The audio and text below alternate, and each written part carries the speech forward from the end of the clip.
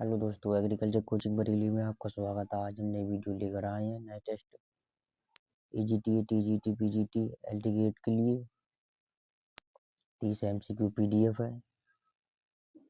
तो शुरू करते हैं आज की वीडियो। क्वेश्चन नंबर 1 से, पशुओं में एडिटिव बीजों किससे संबंधित है? पशुओं में एडिटिव बीजों किससे संबंधित है? तो ये आपका गुणों, ऑप्शन नंबर 2, गुणों की पुनरावृत्ति होना। ये पूर्वज लक्षण होते हैं जो किसी भी जाति के जानवर में, जाति के जीव मुख्य जीव पर उभर आते हैं। इसका ऑप्शन होगा दूसरा। क्वेश्चन नंबर अगला,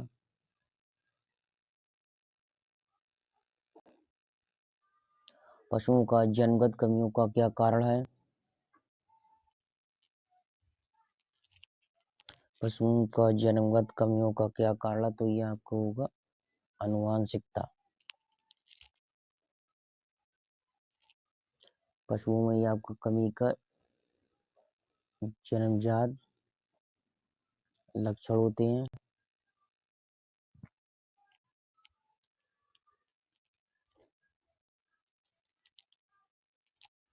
जो इनके माता पिता के लक्षण द्वारा पहुंचते हैं, और जो विकार होते हैं वो उनके बच्चे में पहुंच जाते हैं। तो इसका होगा आनुवांशिकता। क्वेश्चन नंबर 3, दुग्ध ज्वर पशुओं में किस तत्व की कमी से होता है? तो दुग्ध ज्वर ये आपका कैल्शियम की कमी से होता है। यह बीमारी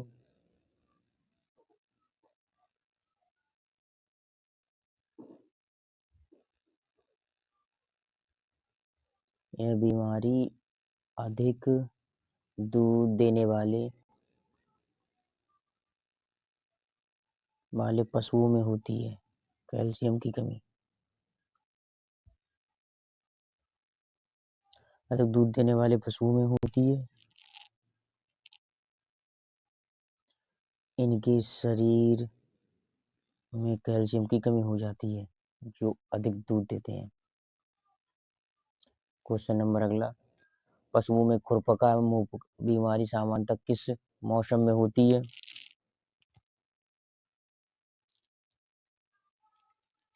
तो ये आपकी बरसात में होती है।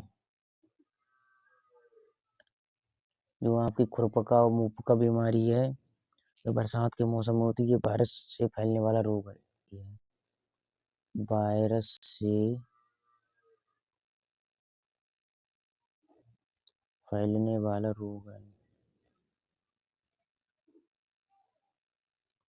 ये वायरस से फैलने वाला रोग है जिसे बोलते हैं असिया, जिसका नाम है असिया। असिया बोलते हैं इसे। क्वेश्चन नंबर 5, रानीखेत बीमारी किस पशु से संबंधित है? तो ये आपका मुर्गी से संबंधित है।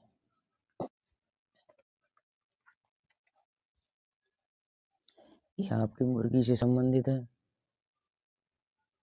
यह अत्यधिक घातक और संक्रमण रोग होता है। इस रोग के विषाणु का नाम पैरामाइक्सो है। ये जो रोग है इसे पैरामाइक्सो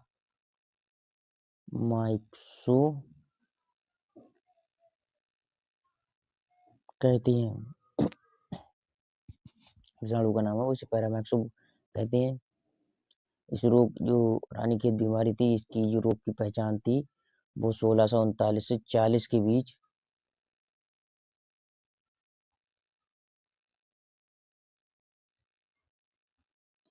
1639 से 40 के बीच उत्तराखंड में की गई, यानी कि यूके में की गई थी। तो इसका ऑप्शन होगा रानीखेत। क्वेश्चन नंबर 6, मृदा का स्थायी गुण कौन सा है? तो इसका होगा मृदा गठन आपका, ऑप्शन नंबर 3। मृदा का स्थायी गुण कौन सा है? तो ये होगा आपका मृदा गठन। तो ये आपका ये मृदा जो शब्द है, ये लैटिन भाषा के शब्द सोलम से लिया गया है। सोलम से लिया गया है।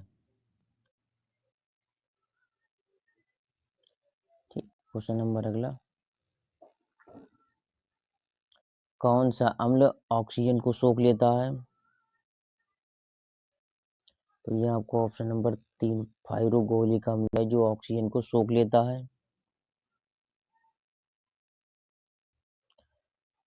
पायरोगोलिक अम्ल जलीय पौधे होते हैं, मायरियोफाइलम स्पाइकेटम से प्राप्त किया जाता है, जो हवा में ऑक्सीजन को अवशोषित कर लेता है। पौधों को जिन दो तत्वों की सर्वाधिक आवश्यकता होती है वह पोटेशियम और,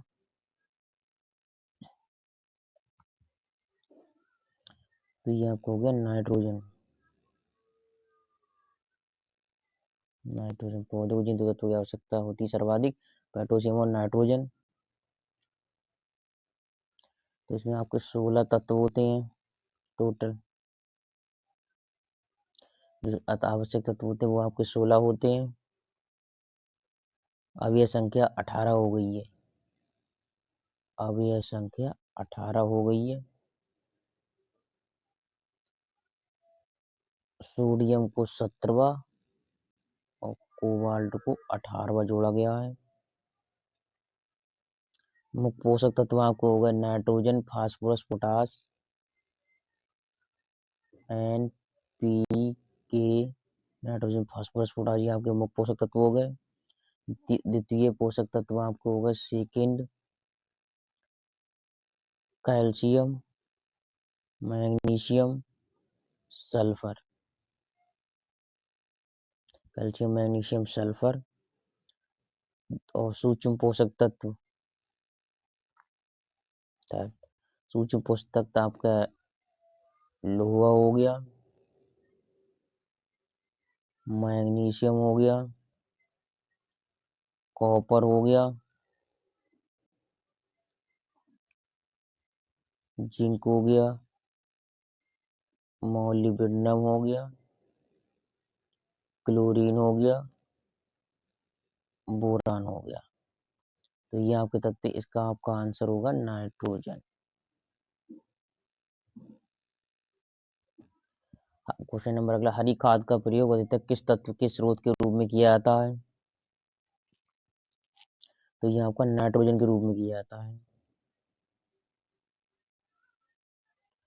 नाइट्रोजन के रूप में आप प्रयोग किया जाता है जिनमें हरी पत्तियां होती हैं उनको दबाकर, हरी पत्तियों को दबाकर मिट्टी के अंदर उनको दबा दिया जाता है, जो सूक्ष्म पोषक तत्व द्वारा, जो सूक्ष्म जीवों द्वारा विच्छेदित हो जाती हैं, सड़ा गला मृदा में ह्यूमस की मात्रा, ह्यूमस बनता है, वृद्धि करती हैं।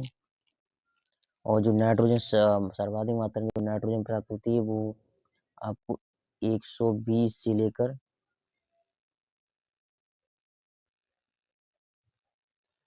120 से 135 किलोग्राम नाइट्रोजन प्राप्त होती है।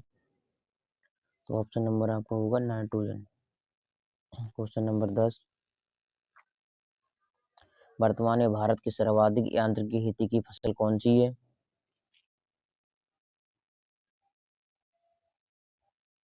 तो ऑप्शन नंबर आपका 4, गेहूं। आपकी जो सर्वाधिक यांत्रिक खेती है वो आपकी गेहूं है।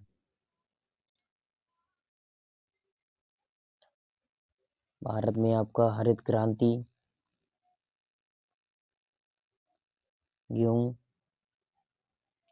सर्वाधिक प्रभाव पड़ा था भारत में हरित क्रांति का प्रभाव गेहूं पर ही पड़ा था। क्षेत्रफल और उत्पादन की दृष्टि से विश्व में धान के बाद गेहूं की दूसरी महत्वपूर्ण फसल है। वाटर हार्वेस्टिंग शब्द का प्रयोग सर्वप्रथम किसके द्वारा दिया गया था? तो ये मायोर्स के द्वारा दिया गया था। मायोर्स के द्वारा दिया गया था। वाटर हार्वेस्टिंग शब्द का प्रयोग सर्वप्रथम किसका किया? तो ये आपका मायोर्स के द्वारा किया गया था।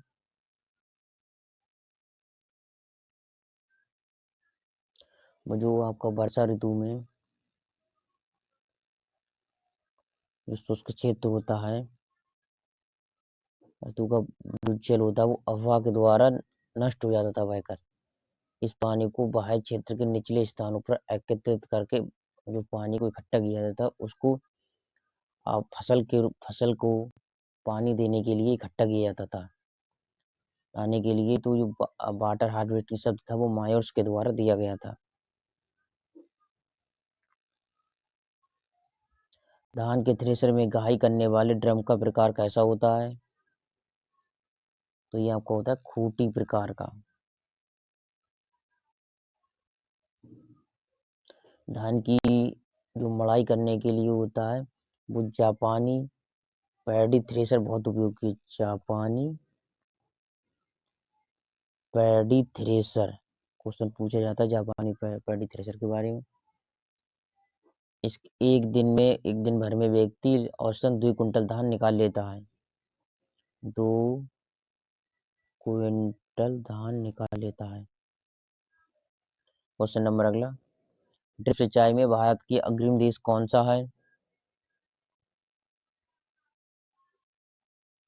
तो ये आपका महाराष्ट्र होगा। ड्रिप सिंचाई भारत का अग्रणी प्रदेश कौन सा है? तो ये आपका महाराष्ट्र। ड्रिप सिंचाई का तात्पर्य बूंद बूंद बूंद बूंद सिंचाई। बूंद बूंद सिंचाई जल के पौधे बूंद सिंचाई पौधे के जड़ में पानी दिया जाता है। ड्रिप सिंचाई या बूंद बूंद सिंचाई को पौधे की जड़ में पानी दिया जाता है। यह विधि आपकी इजराइल से विकसित की गई है। यह जो विधि है ड्रिप सिंचाई विधि आपकी इजराइल से विकसित की गई है।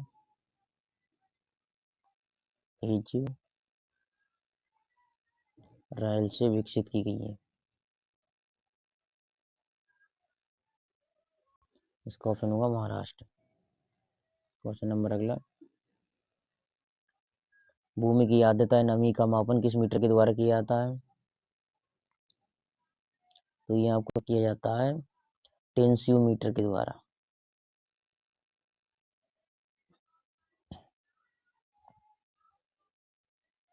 टेंसियोमीटर द्वारा किया जाता है। तो ये पोटोमीटर आपका आर्द्रता या नमी को मापने के लिए होता है। तो ये पत्तों पौधों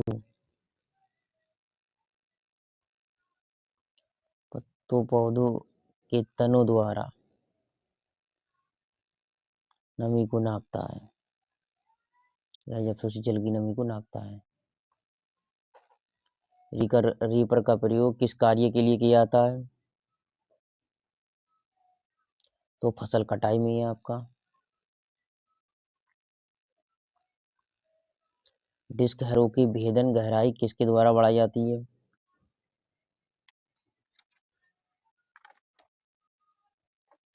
तो ये आपका गैंग कोड भी हो गया। गैंग कोड, डिस्क कोड, घुमाव कोड, ये सभी के द्वारा बढ़ाई जाती है।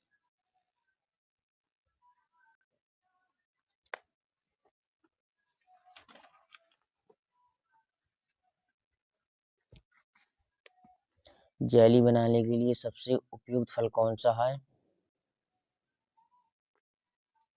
तो ये आपका अमरूद। जेली बनाने के सबसे उपयुक्त फल है आपका अमरूद। जेली बनाने सबसे उपयुक्त फल है। इसका नाम सीडियम गुआजावा कुल इसका मिर्टीसी है,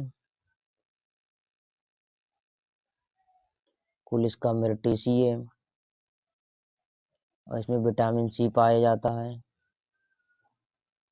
विटामिन सी पाया जाता है। जली में सबसे उपयुक्त फल कौन सा है? अमरूद। इसका वैज्ञानिक नाम क्या है? सीडियम गुआजावा। कुल मिर्टीसी, इसमें विटामिन सी पाया जाता है। कुकुरबिट्स के पौधे तैयार करने के लिए पॉलीथीन बैग का क्या आकार उपयुक्त होना चाहिए? तो ये आपको 10 x 15 सेंटीमीटर।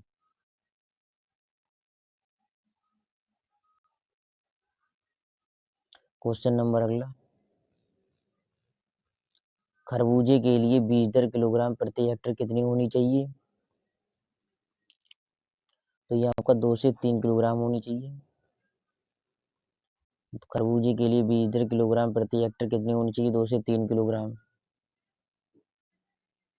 तो एक हेक्टेयर के लिए,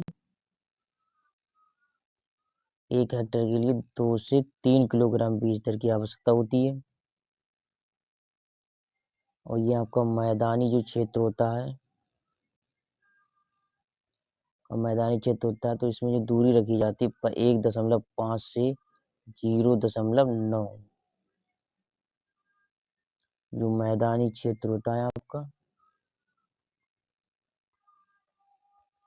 1.5 से 0.9, 1.5 से 0.9 मीटर, मीटर, या कभी कभी लोग 2 × 0.6 मीटर रखते हैं, और नदियों के किनारे इसका 1.5 × 1 मीटर रखते हैं। इसका ऑप्शन होगा 2 से 3 किलोग्राम बीज दर खरबूजे के लिए। सलाद के लिए नर्सरी में बीज बोने का महीना कौन सा होता है? तो ये आपका सितंबर अक्टूबर।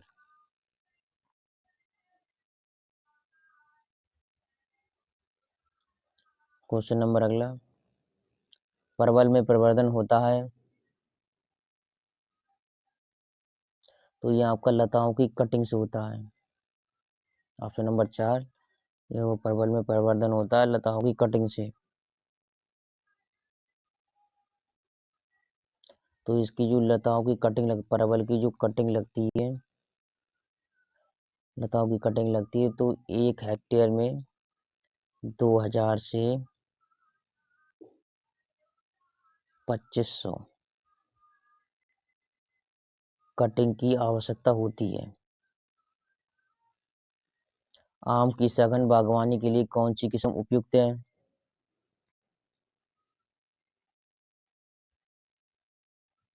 तो ये आपकी आम्रपाली।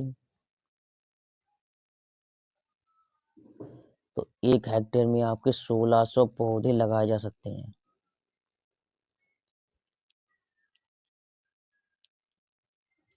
और जो इस जाति के पौधे होते हैं वो बौने या छोटे होते हैं।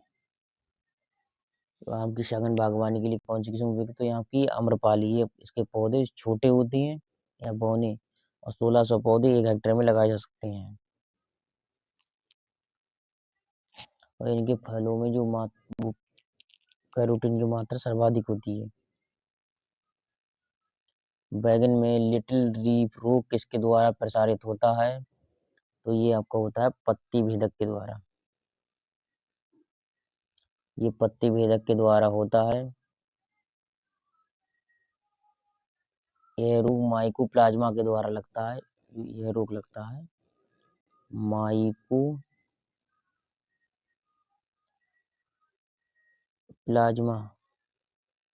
के द्वारा लगता है, माइक्रोप्लाज्मा के द्वारा लगता है ये। क्वेश्चन नंबर अगला, अर्का शीतल किस फल की उन्नतशील किस्म है? तो ये आपकी ककड़ी की है। अर्का शीतल जो फसल की उन्नतशील किस्म है वो आपकी ककड़ी की है।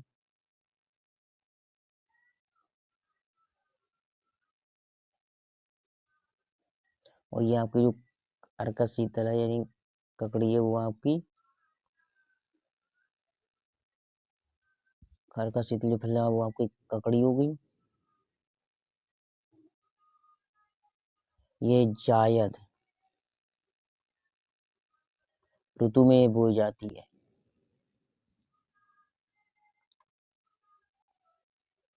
कहीं की सिक्किम ककड़ी या नस्दार ककड़ी के भी नाम से जाना जाता है।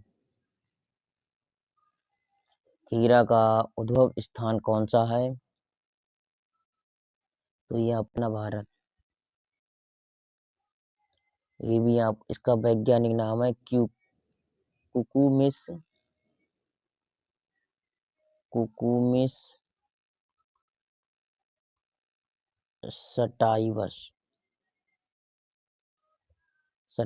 और ये सलाद के रूप में प्रयोग किया जाता है, ये तो सभी को पता है। सीड प्लांट तकनीक को आलू बीज उत्पादन में किसने विकसित किया था? सीड प्लांट तकनीक को जो विकसित किया था आलू को पुष्कर नाथ जी के द्वारा किया गया था और ये विकसित किया था सन 1967 में सीड प्लांट तकनीक के लिए। और जो केंद्रीय आलू अनुसंधान संस्थान है ये आपका हिमाचल प्रदेश के अंदर है, कुफरी में स्थित। फूल गोभी के लिए बीज दर प्रति हेक्टेयर में कितनी होनी चाहिए?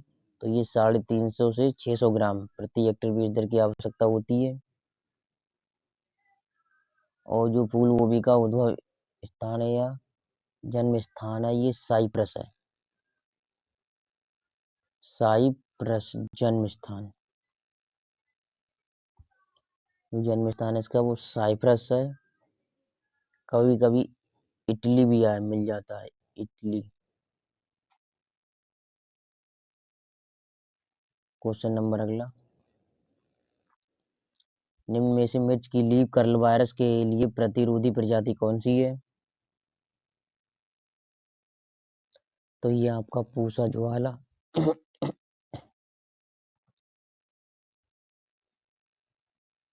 लीफ कर्ल वायरस से पत्तियां सिकुड़ जाती हैं। सफेद मक्खियों का प्रकोप बहुत ज्यादा होता है। मटर के बीज के अंकुरण के लिए हेतु कितना टेम्परेचर होना चाहिए? तो ये आपका होना चाहिए 22 डिग्री सेंटीग्रेड।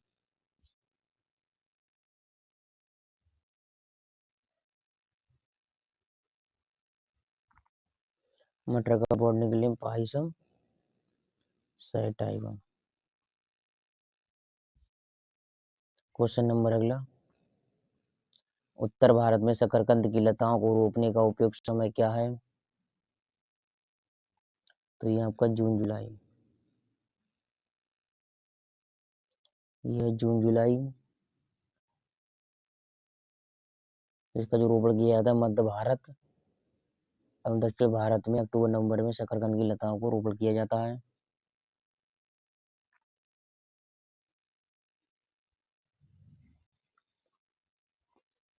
आज के लिए इतना ही। 30 क्वेश्चन आज के आज कंप्लीट हो गए। अगले की एमसीक्यू पीडीएफ कल एमसीक्यू कल करेंगे। आज के लिए इतना ही। वीडियो अच्छी लगी तो शेयर करें, सब्सक्राइब करें और अपने दोस्तों को शेयर करना ना भूलें।